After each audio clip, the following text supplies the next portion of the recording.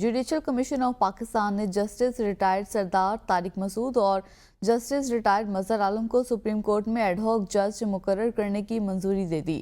اسلام آباد سے بشارت راجہ کی رپورٹ دیکھیے۔ قاضی فائز عیسیٰ کی زیر صدارت جوڈیشل کمیشن کا اجلاس ہوا، جس میں 1 سال کے لیے 2 ایڈ ہاک ججز کے ناموں کی منظوری دی گئی۔ جسٹس منیب اختر کی جانب سے دونوں ایڈ ہاک ججز کے ناموں کی مخالفت کی گئی، تاہم جسٹس منصور علی شاہ اور جسٹس یحییٰ آفریدی نے جسٹس مظہر عالم میاں خیل کی مخالفت کی اور موقف اختیار کیا کہ جسٹس مظہر عالم میاں خیل انکار کر چکے۔